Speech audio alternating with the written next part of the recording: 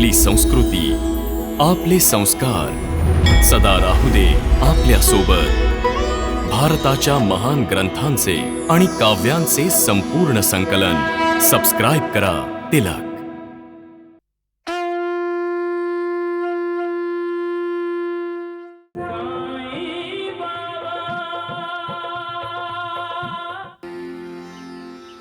आई, बाबा, बाबा, आई, मी शिर्डीत देवाला शोधण्याचा खूप प्रयत्न केला, पण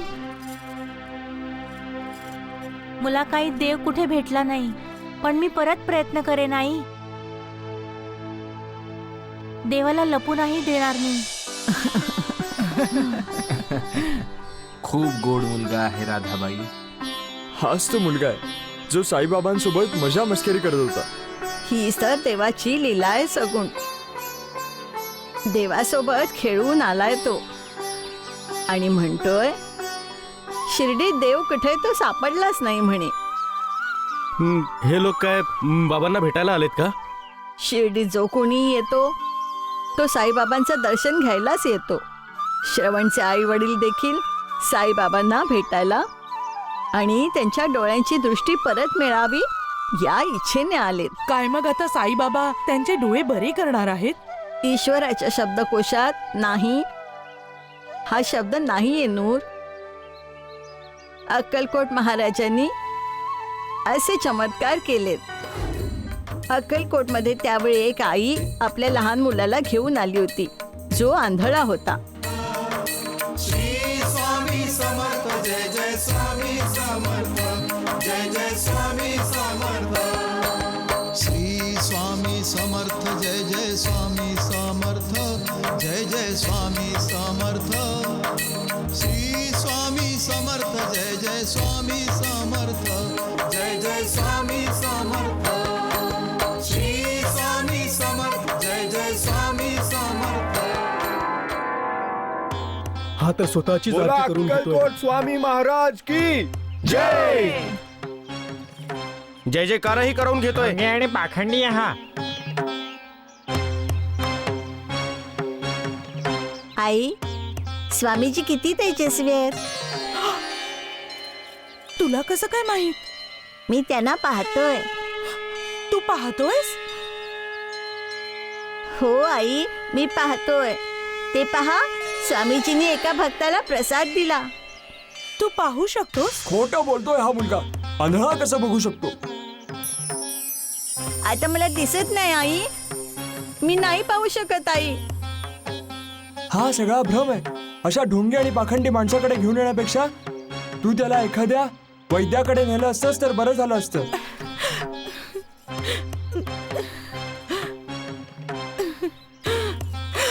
स्वामी समर्थ दीनदयाळा, प्रभू जगन्नाथा, कृपा करा स्वामी, माझ्या मुलावर दया करा स्वामी। हा तर पाखंडी आहे, हा काय कृपा करणार?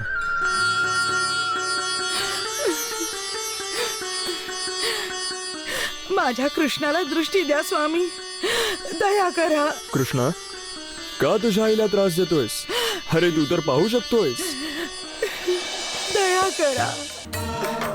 श्री स्वामी समर्थ जय जय स्वामी समर्थ जय जय स्वामी समर्थ श्री स्वामी समर्थ जय जय स्वामी समर्थ जय जय स्वामी समर्थ। आई, मला सगळे दिसू लागले आई। जय जय स्वामी समर्थ आई, मी सगळं पाहू शकतो आई। बाबा, कृष्णा, तुला काय दिसतंय बेटा? केशरी वस्त्र परिधान केलेले आणि स्वतःला ज्ञानी समजणारे 5 अज्ञानी।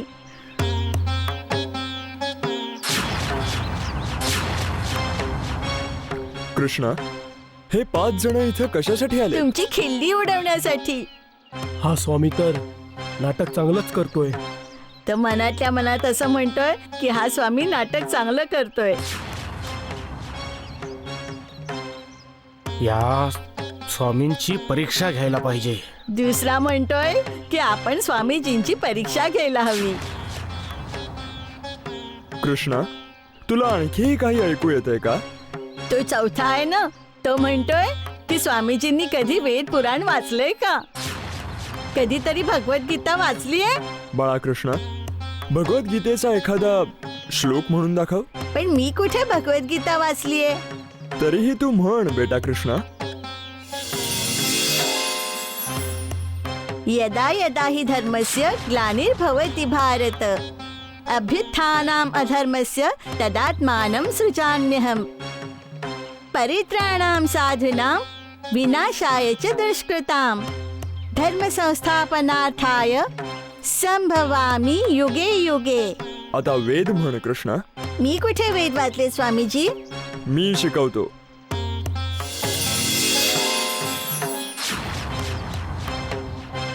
आता बोल. अहम ब्रह्मास्मि. क्षमा करा स्वामीराज, आम्हाला क्षमा करा. महाराज, क्षमा करा महाराज.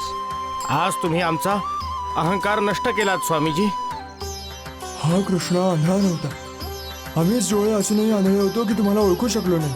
आम्ही तुम्हाला कमी लेखलंय, तुमचा अपमान केलाय. क्षमा करा आम्हाला.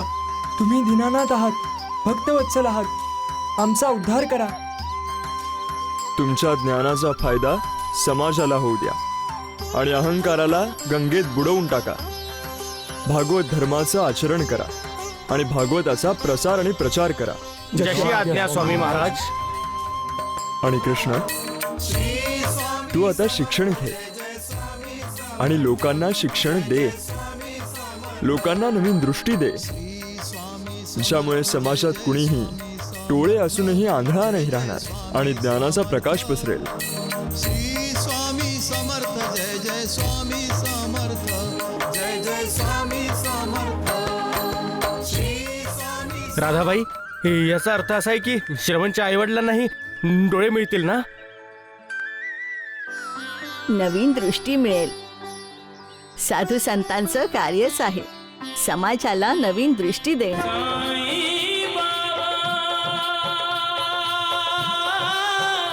भिक्षाम देहि. भिक्षाम देहि. जय साई बाबा, जय साईनाथ. अरे श्रवण माझा मित्रा, कुठं होतास तू, कुठं होतास. ये ये ये, चल चल चल, बस बस बस. आई आणि बाबांबरोबर गेलो हा. होतो आता कुठे आहेत तुझे आई वडील. धर्मशाळेत. आणि मी पुन्हा देवालाच शोधायला निघालो. शिर्डीमध्ये मला देव कुठेही नाही दिसला. मित्रा, देवाला डोळ्यांनी नाही तर मनाच्या डोळ्यांनी पाहावं लागतं. मनाचे डोळे. मनालाही डोळे असतात का. धेनू, धेनू, ये ये ये ये ये ये ये ये घे हे घे ये. आणखी घे, आणखी घे.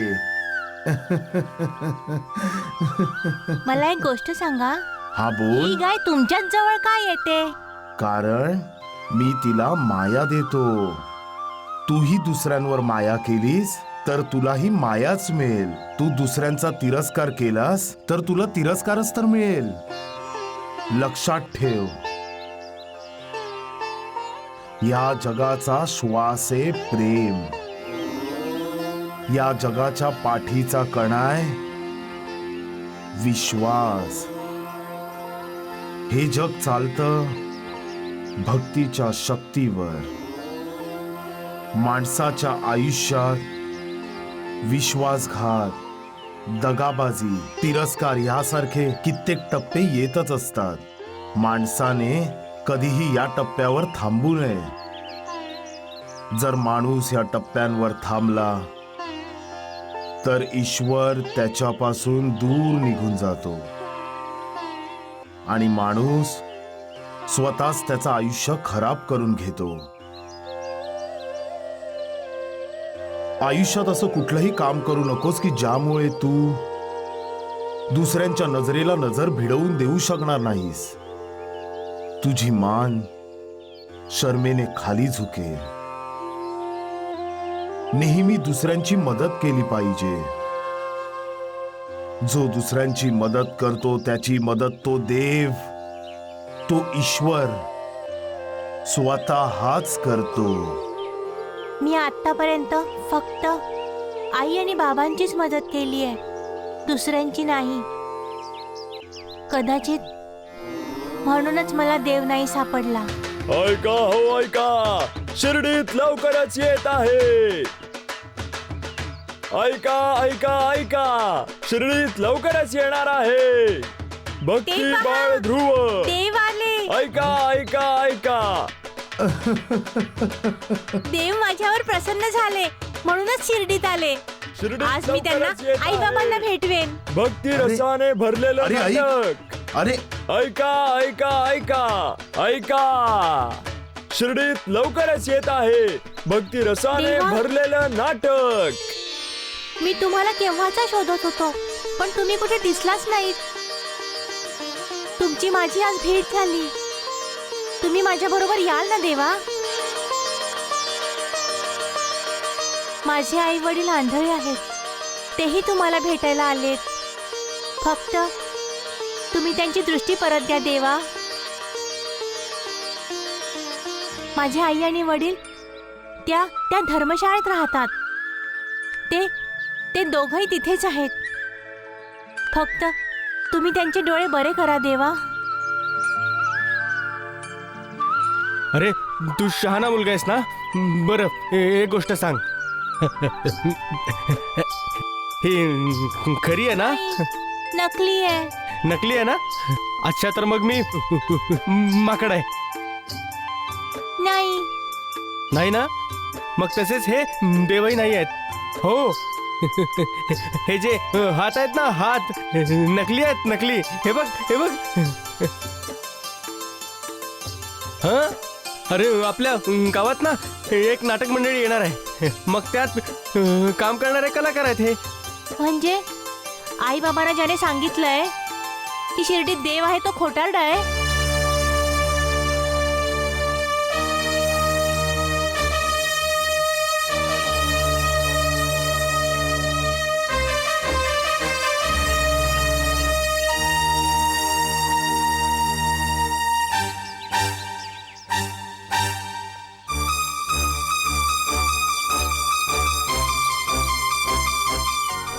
बाळ कुठे आहेस तू? आई. श्रवण. बाबा,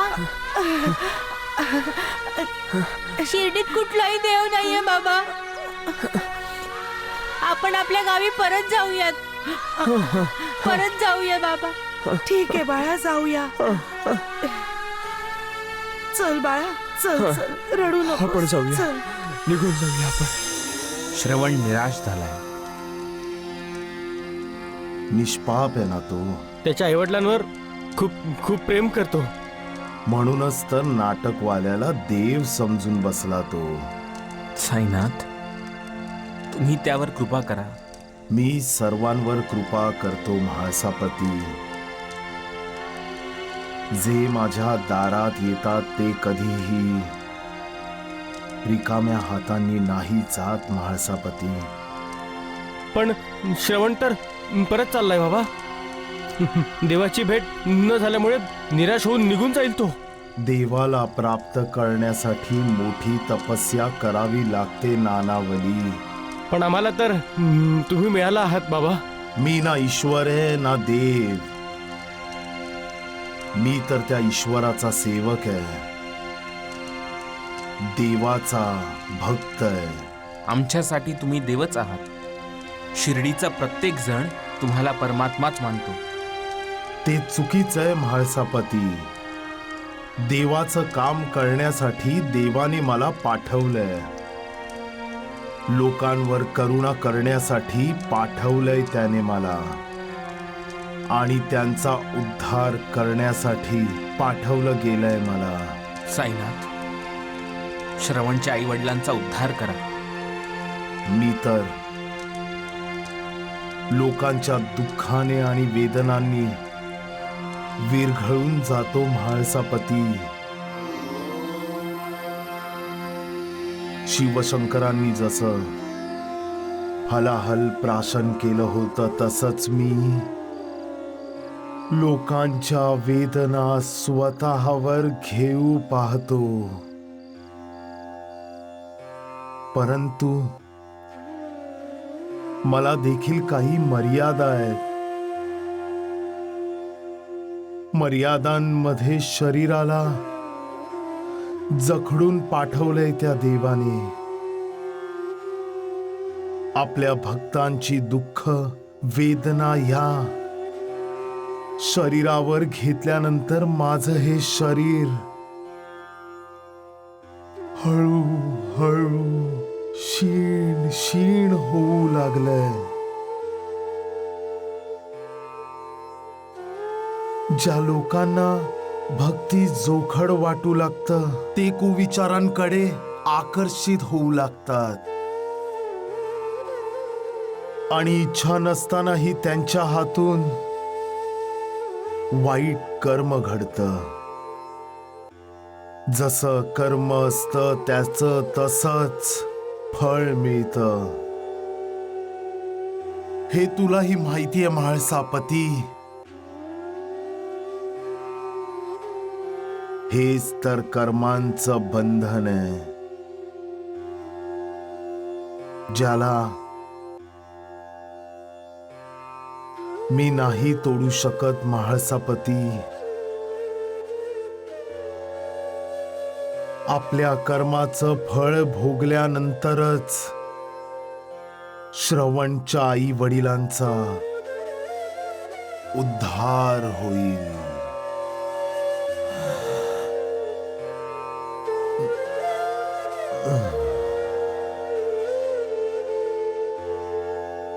सबका मालिक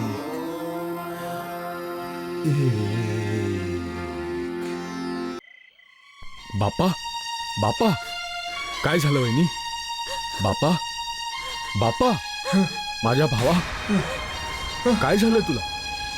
बापा मी माधव तुझा मोठा भाऊ. ही तुझी वहिनी सुशीला.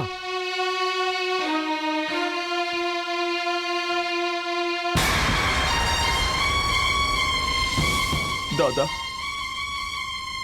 दादा मला वाचव. दादा मला वाचव. ते बघ दरवाजात कुणीतरी उभा आहे. तो आलाय.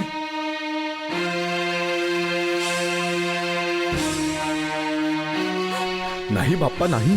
कोणीही नाहीये तिथे. असंच करतात हे. अचानक झोपेनं तोडतात.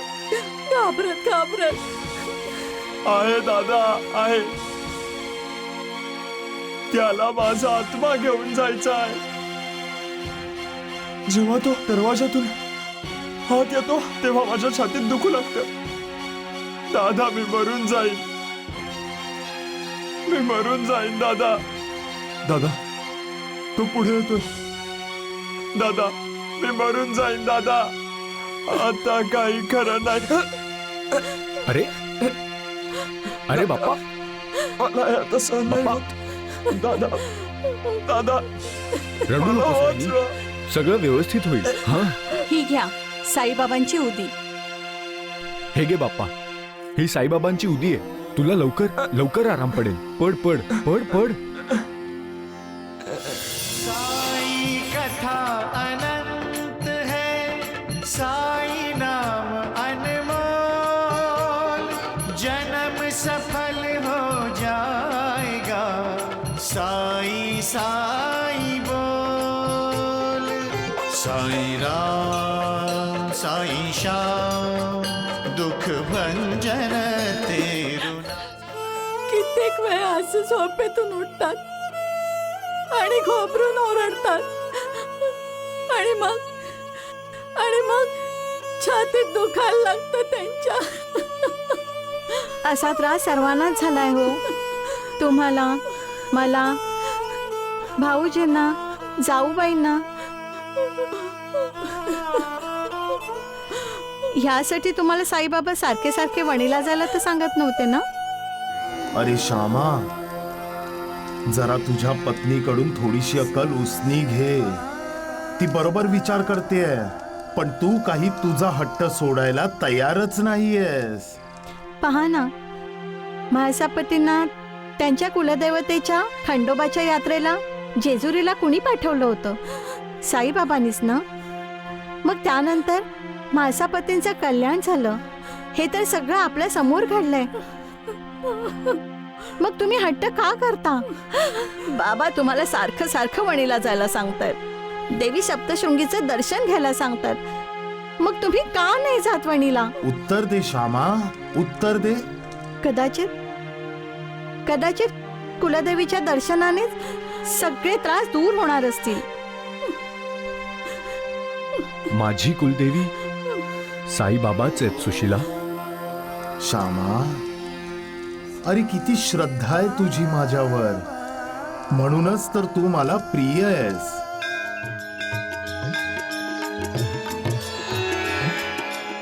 आपण पंढरपूरला पोहोचलो. उर्मिला, पंढरपूरला येऊन मनाला खरंच खूप शांती मिळते ना. इथे येऊन माझं मन जास्तच अशांत झालंय. मला वाटतंय की मी माझ्या मनाची शांती हरपलीय. मला वारंवार फक्त गोपाळची आठवण येते. गोपाळ बरा असेल उर्मिला, आणि खूप मजेत असेल. आपण आता हे असं स्वतःला खोटे दिलासे देणं बंद केलं पाहिजे. आपण जगाला फसवू शकतो, पण आपल्या मनाला नाही.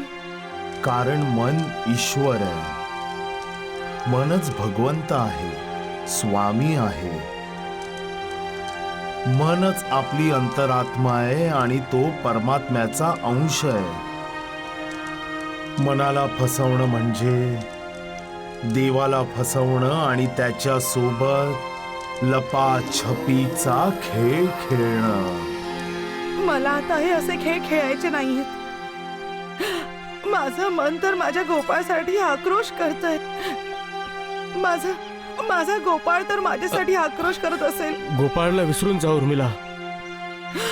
कसं विसरू मी गोपाळला? आई आहे मी त्याची, आणि तीही अशी आई जिने आपल्या मुलाला माया न देता त्याचा त्याग केला. काही काळाने गोपाळ देखील आपल्याला विसरून जाईल उर्मिला, आणि प्रभाकर आणि प्रतिभालाच आपले आई वडील समजायला लागेल. उर्मिला, तुला भूक लागली असेल. मंदिराच्या मागे महाप्रसाद आहे. मी तुझ्यासाठी काहीतरी खायला घेऊन येतो. हो.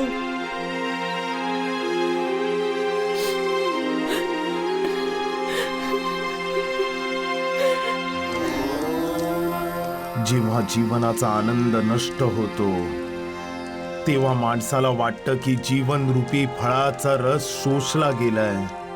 जीवन जगण्याचा उद्देशच राहिला नाही. तेव्हा माणसाची जगण्यात काही रुचीच उरत नाही. असा मनुष्य इतका विचलित होऊन जातो की तो देवाच्या आराधनेत देखील मन नाही लावू शकत. आपल्याच दुःखात तो इतका गढून गेलेला असतो की तो ईश्वराची आठवण काढणं देखील विसरून जातो. अरे, देवाला हाका मारा. तो भक्तीचा भुकेला आहे. तो तुम्हाला दुःखांना विसरण्याची, त्यांना विसरण्याची शक्ती देईल. आणि जेव्हा तुम्ही तुमच्या कर्माची फळं भोगून संपतील, तेव्हा तो तुमचं जीवन रसरशीत करून टाकेल. तुम्हाला जीवनाचा उद्देश देखील दाखवून देईल. आतापर्यंत अंधाराने भरलेलं जीवन मग प्रकाशाने झगमगलेलं वाटू लागेल. म्हणून हारू नका. लक्षात ठेवा की देव सदैव तुमच्या सोबत असतो. हो.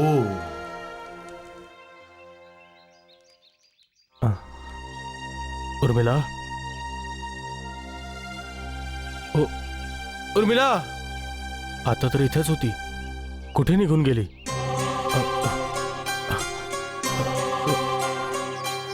उर्मिला उर्मिला उर्मिला उर्मिला, आपण इथून पंढरपूरला जाऊ आणि यापुढचं सगळं जीवन विठोबाचं दर्शन घेत घालवूया. आणि जेव्हा जीवन ओझं होईल तेव्हा पंढरपूरच्या चंद्रभागा नदीत आपलं जीवन समर्पित करून टाकू.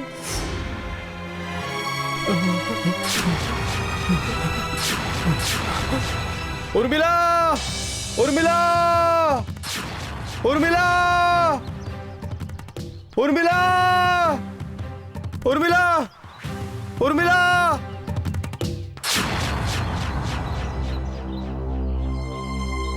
हट्ट नको करूस बाळा, खा ना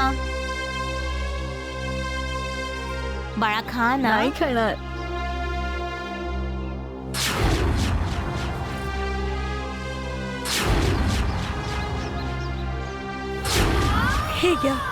हे घ्या मालकीणबाई, हे घ्या.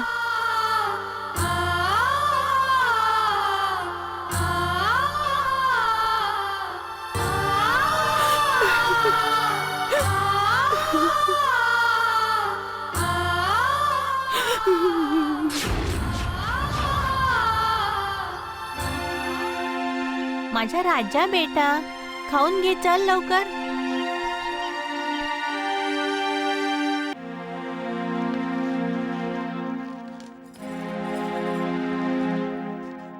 नमस्कार. नमस्कार. नमस्कार. आम्ही दामूदादाला भेटायला आलोय. हे घर, जमीन व्यापाराची सगळी कागदपत्र आहेत. जे काही दामूदादाचं होतं ते मी परत देऊन टाकलं.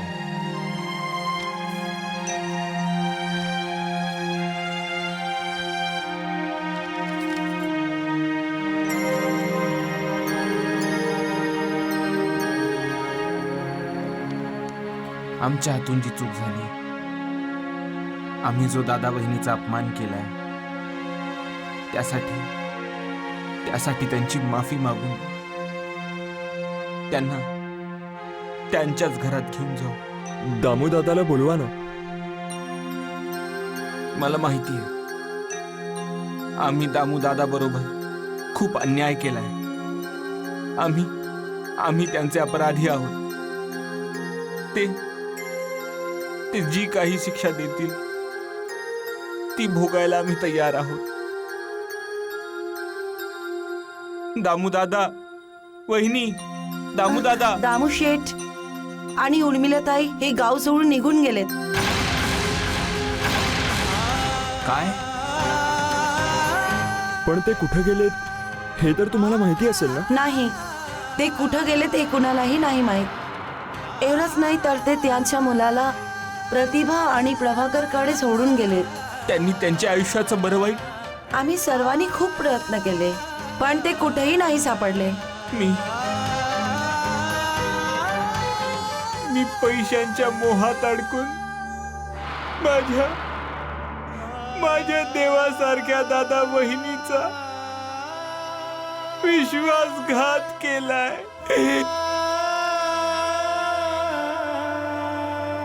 जर दादा वहिनी सोबत काही बरं वाईट झालं तर मी स्वतःला कधीच माफ नाही करू शकणार. शंकर दादा, मला वाटतंय की आपण प्रभाकर रावांकडे गेलं पाहिजे. तिथं आपला पुतण्या गोपाळ आहे. गोपाळमुळे दामूदादा आणि उर्मिला बहिणी तिथं नक्की येतील. प्रभाकर, बघा ना याला काय झालंय. नुसता रडतोय, झोपतच नाहीये. काय करायचं प्रतिभा? आपल्याला ह्याचे आई वडीलही सापडत नाहीयेत. अरे रागिणीताई, तुम्ही इथे? हो प्रभाकर दादा, हे दामू शेठचे भाऊ आहेत, या गोपाळचे काका. नमस्कार. नमस्कार. नमस्ते. मग दामू शेठ आणि उर्मिला वहिनी कुठे आहेत? तेच विचारायला तर आम्ही तुमच्याकडे आलोय. आम्ही केव्हाचे शोधतोय त्यांना रागिणीताई. हा प्रसाद काहीच खात नाहीये आणि झोपतही नाहीये, फक्त रडतोय. द्या माझ्याकडे द्या. गोपाळ,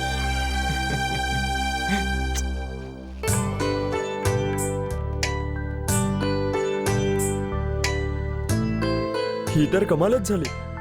शंकरच्या कडेवर जाताच गोपाळ एकदम शांत झाला.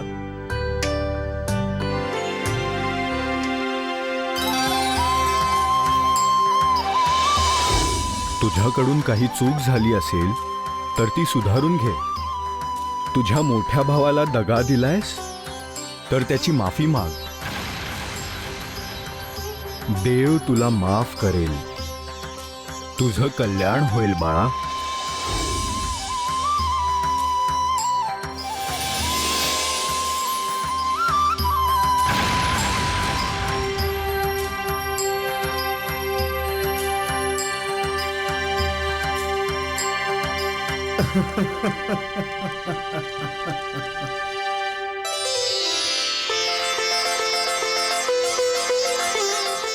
दादा बहिणी कुठे गेले असतील ह्याचा अंदाज आलाय मला. ते दोघं साईबाबांचं भक्त आहेत.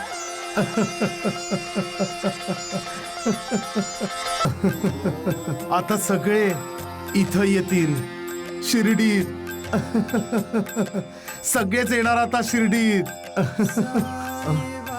खरंच तुझी लीला कुणाच्याही समजण्याच्या पलीकडे आहे. कठपुतळी सारखं नाचवतो सर्वांना. तुझा खेळही जरा विचित्रच आहे. जो मनुष्य तुला शरण येतो तो जिंकतो आणि त्याच्या जिंकण्याचा आनंद तुला होतो देवा.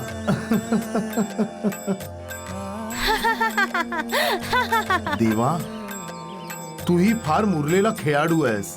असे काही डावपेच खेळतोस की माणसाकडे दुसरा काही मार्ग उरतच नाही.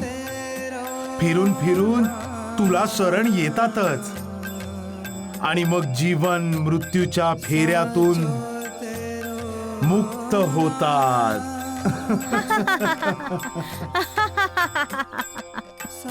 खेळातला एक खेळाडू कमी होतो, पण तुझा खेळ काही संपतच नाही. त्या खेळाडूच्या जागी कोणी दुसरा येतो आणि खेळ सुरूच राहतो. वाह प्रभू वाह, धन्य आहेस तू.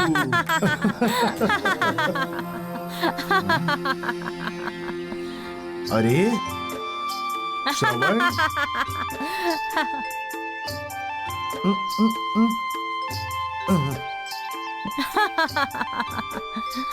तू का हसतोयस? अजूनही तुम्ही आकाशाकडे पाहून बोलता का? पाहिलंस, तुझ्या खेळात सामील व्हायला तयार आहे हा निष्पाप खेळाडू आणि माझी चेष्टा करतोय. पण माझी आई म्हणते की असं सारखं सारखं देवाशी बोलणं चांगलं नाहीये. का? देवाला साऱ्या जगाचा कारभार चालवायचा आहे. हम्म, आपल्यासारखे कित्येक लोक त्यांच्याशी बोलत असतात, पण त्यांना तर सगळ्यांचंच म्हणणं ऐकायचंय. आपणच जर सारखं सारखं बोलत राहिलो तर मग दुसऱ्यांचं बोलणं कधी ऐकतील? हम्म, आहे खरं. म्हणूनच मी देवाला त्रास देणं सोडून दिलं. त्रास? देवाने तुला सांगितलं का की तुझ्या बोलण्याने त्याला त्रास होतो म्हणून? नाही, पण आजपर्यंत देव माझ्याशी एकदाही बोलला नाही. तुमच्याशी बोललाय? देव कधी आपल्याशी स्पष्टपणे नाही बोलत. तो आपल्याला संकेत देत असतो.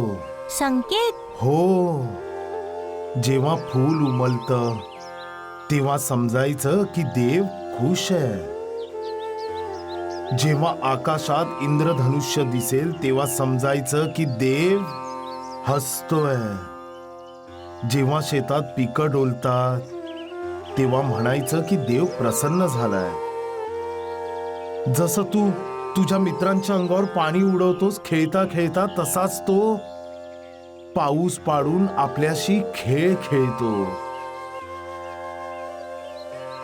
जेव्हा सगळे एकमेकांना प्रेम, ममता आणि आधार देतात, तेव्हा देवाला चांगलं वाटतं. त्याला आनंद होतो. देवाचं हसू कसं असेल? तुझ्यासारखं निष्पाप बाळांसारखं, अगदी तसंच जशी लहान बाळं हसतात. देवाला कधी राग येतो का? हो, येतो ना. जेव्हा देवाला राग येतो तेव्हा जगात वादळ येऊ लागतात. समुद्राच्या लाटा आकाशाला गवसणी घालू पाहायला लागतात. धुवाधार मुसळधार पाऊस पडू लागतो. असा सोसाट्याचा वारा वाहतो की मोठ्या मोठे वृक्ष देखील मुळासकट उखडले जातात. बहुतेक तुम्ही तुमच्या मनाच्या डोळ्यांनी पाहिलंय वाटतं.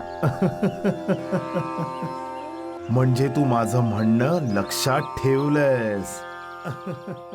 तू कधी मनाच्या चक्षुंनी देवाला पाहण्याचा प्रयत्न केलायस का? हो, काल रात्री जेव्हा मी झोपत होतो ना, तेव्हा मी प्रार्थना केली की जर माझ्याकडे मनाचे डोळे असतील तर देवा मला दर्शन दे. मग देवाने तुला दर्शन दिलं का? नाही ना. आणि मला सारखे सारखे तुम्हीच दिसत होतात. आणि तुम्ही काही देव नाही आहात. मी देवाचा भक्त आहे. मला वाटतंय की शिर्डीत देवच नाहीये. म्हणूनच मी माझ्या आईबाबांना घेऊन इथून निघून जाईन. गावोगावी फिरेन आणि ज्या गावात मला देव भेटेल तिथं त्यांना सांगेन की माझ्या आईबाबांच्या डोळ्यांची दृष्टी परत दे. आणि जर त्यांनी नकार दिला तर मी म्हणेन की मला 2 डोळे आहेत. एक माझ्या आईला द्या आणि दुसरा माझ्या बाबांना. तू खूपच गोड आहेस श्रवण. मी तुम्हाला भेटायलाच इथे थांबलो होतो. आता मी निघू?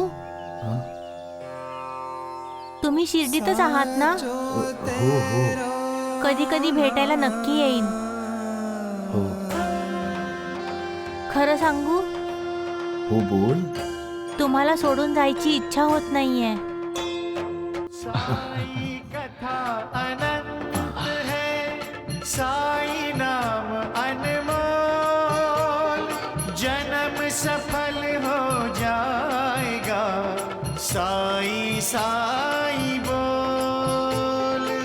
साई राम साई श्याम, दुख भंजन तेरु नाम.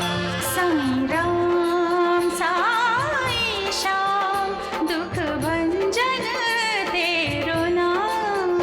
सुख धाम धन धाम, साई राम साई श्याम, गुण धाम यश धाम, साई राम साई श्याम. अनंत कोटि ब्रह्मांड नायक, राजाधिराज योगिराज, परब्रह्म सच्चिदानंद सत्. साईनाथ, श्रवण बरोबर एवढं काय बोलत होता? श्रवणच्या आई वडिलांना दिसत नाही. तुमच्या कृपेची वाट पाहत धर्मशाळेत उतरलेत. हो महासापती.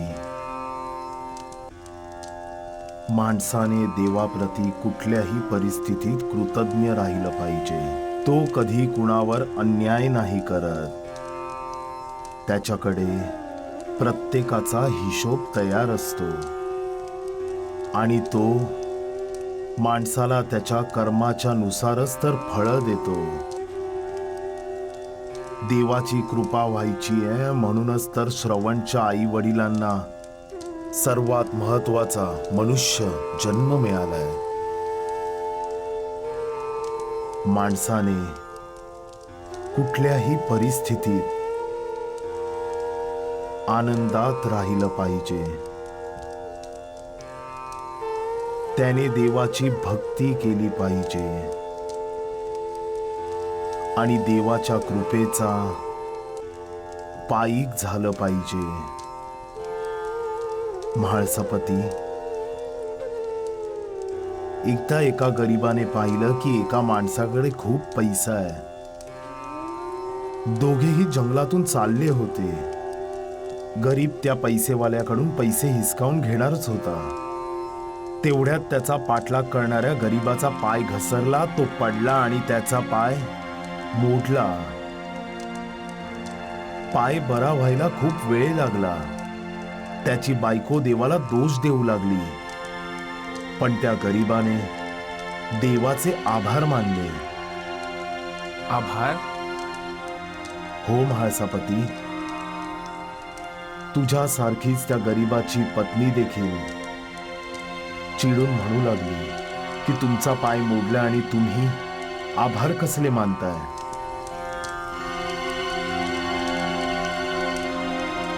तेव्हा तो गरीब म्हणाला की देवाने मला पाप करण्यापासून वाचवलं. त्याची पत्नी म्हणाली की तुम्हाला इतका त्रास झालाय त्याचं काय. गरीबाने उत्तर दिलं की संकट पापापेक्षा हजारो पटींनी चांगलंय. ह्याचा अर्थ साईनाथ की श्रवणचे आई वडील आंधळेच राहतील? सक्का मालिक एक